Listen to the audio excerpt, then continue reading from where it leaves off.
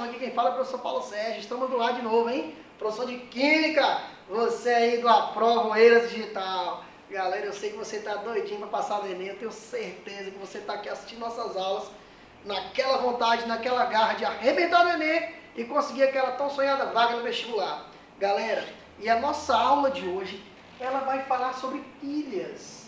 Pilhas. Oh, meu Deus, pilhas é um assunto que sempre está no Enem. Sempre. Galera, vou aproveitar e já vou te passar uma dica aqui. Quer arrebentar no Enem? Estuda funções orgânicas, estude soluções, estude termoquímica, estude pilhas. Beleza? Tem que estudar pilhas. São assuntos cheques. Sempre vão estar no Enem. Beleza? Se você quer acertar. Professor, eu não quero passar no Enem, mas eu quero acertar uma questão de química pelo menos, professor. Estuda pilhas. Vai dar certo. Vamos nessa. Galera, é o seguinte. Quando você vai montar o esquema de uma pilha, é importante você definir logo no início quem é o cátodo e quem é o ânodo. Você só pode definir isso a partir de quê?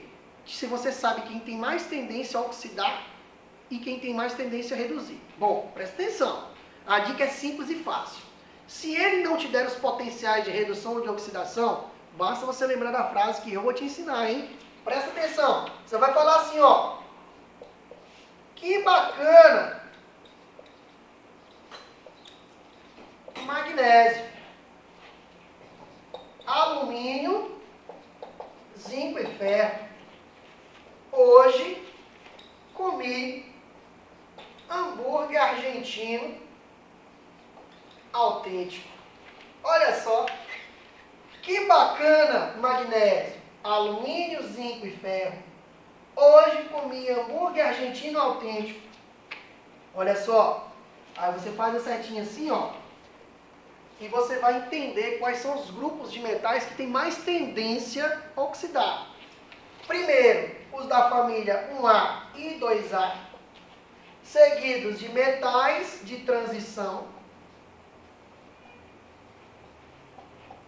O hidrogênio não é metal, mas ele está aqui por causa de outros motivos, mas não por causa da nossa aula, beleza? E aqui por último são os metais nobres. Os metais nobres, galera, eles não têm tendência a oxidar. Oxidar, no popular, é pretear. Não tem quando tem aquele cordãozão bonito de ouro. Tá pensando que é ouro, bicho empreta? Pois é.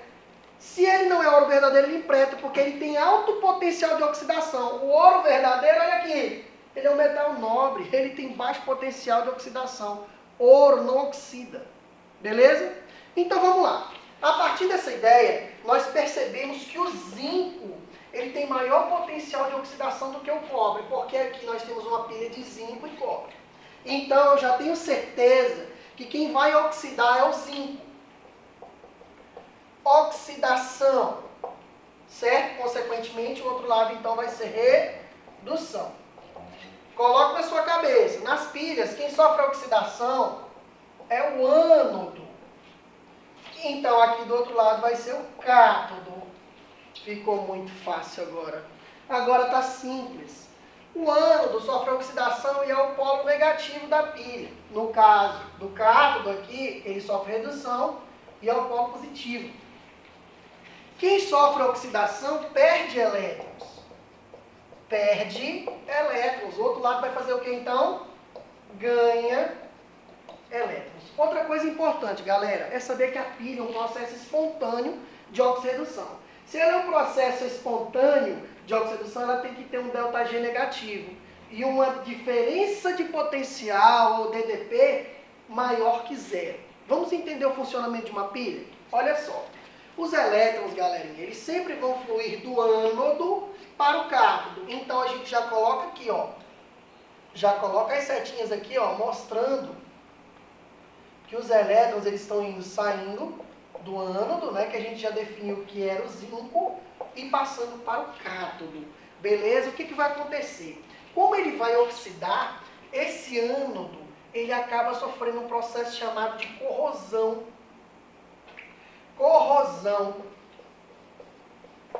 E aqui nós temos uma deposição de material, consequentemente. Beleza? Então, de maneira geral, a pilha está explicada para vocês.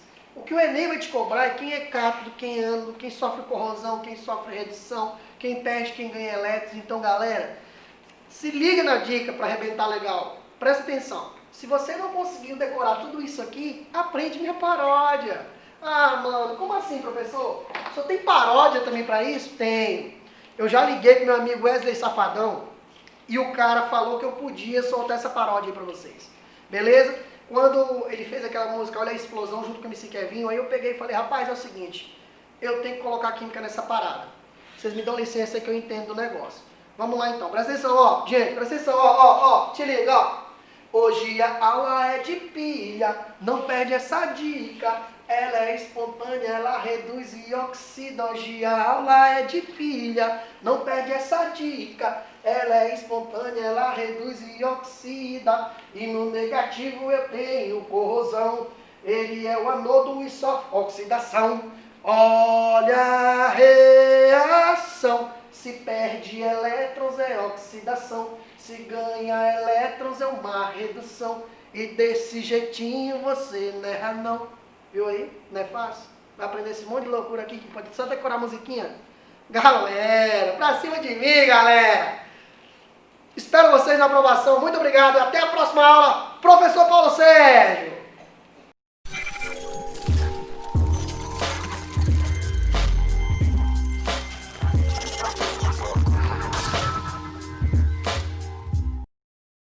Olá, meus queridos vestibulando do Aprova Oeiras, sou o professor Antônio Rosa da disciplina de História.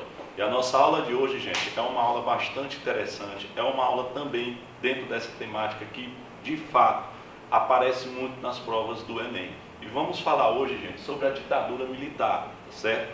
Conhecida aí também nos livros de História como o período negro da história brasileira, certo? Sobre o período da ditadura militar, meus queridos alunos, é lembrar, claro, que esse período será um governo exclusivamente dos militares. Durante esse período, de 1964 até 1985, 21 anos de regime militar governado de fato pelos militares, nós teremos 5 presidentes. E esses 5 presidentes, meus queridos alunos, na palma da sua mão você vai com certeza caracterizar cada um desses 5 presidentes. De que forma, professor? Gente, os 2 primeiros presidentes, conhecidos como Castelo Branco e Costa e Silva, eles iniciam com a letra C. E o que isso tem a ver, professor? É letra C de consolidação da ditadura militar.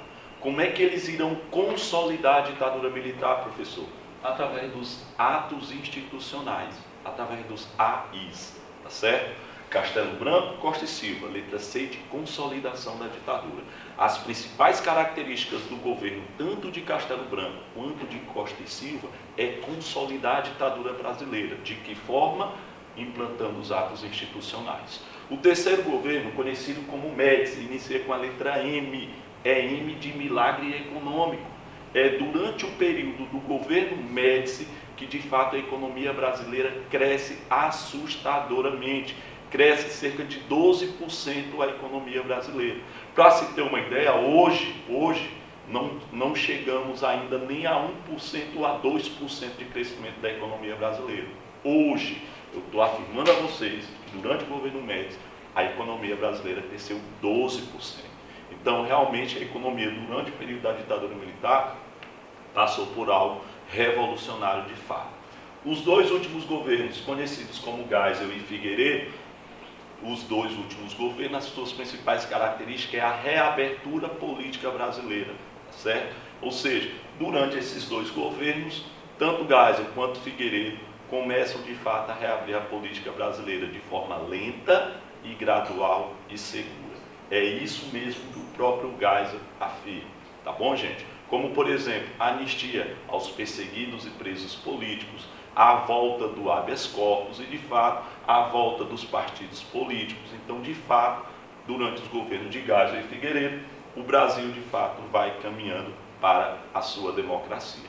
Diante disso, gente, sobre os governos Castelo Branco e Costa e Silva, que eu afirmei que, de fato, consolida-se a ditadura através da implantação dos atos institucionais, é necessário e importante, meu querido aluno, você saber essas principais características.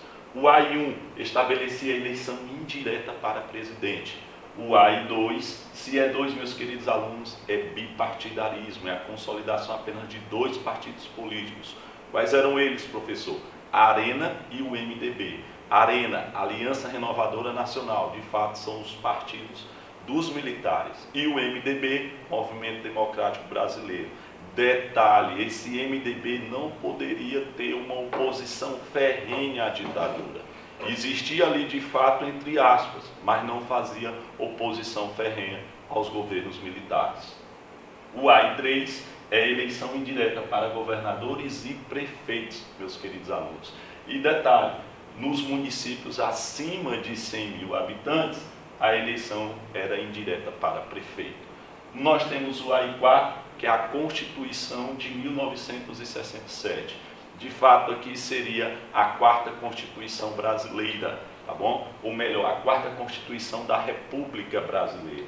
O AI5, a principal característica é o fim do habeas corpus e dos direitos da população, tá certo? Então, e o AI5, de fato, esse ato institucional será criado durante o governo Costa e Silva. Como mencionei a vocês, Castelo Branco, Costa e Silva, letra C, C de consolidação da ditadura, beleza? Sobre o terceiro governo, sobre o governo do Médici, é entender, gente, ali já na década de 70, o Brasil cresce assustadoramente. Característica fundamental do governo Médici são a criação das frases ufanistas.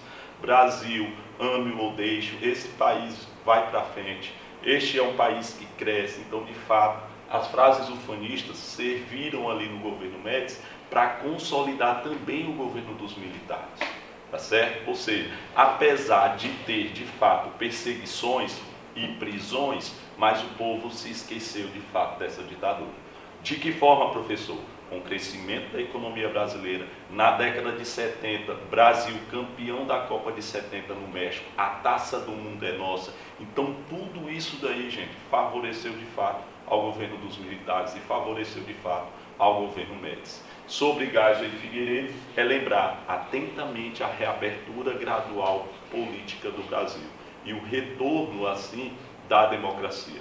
Voltando os partidos políticos, voltando os presos e exilados políticos, tá certo? E, de fato, já no ano de 1985, você ainda não tem as eleições livres, porque, de fato, essa reabertura política deveria ser de forma lenta e gradual. Então, o próprio Congresso, ainda no ano de 85, é o próprio Congresso que vai eleger o presidente de forma indireta, beleza? Então, sobre a ditadura militares, lembre-se bem das características de cada governo. Letra C de consolidação da ditadura, Castelo Branco e Costa e Silva. M de Médici, M de milagre econômico. Geisel e Figueiredo, reabertura política e gradual do Brasil. Beleza? Então, meus queridos alunos, aqui eu me despeço. Aquele grande abraço.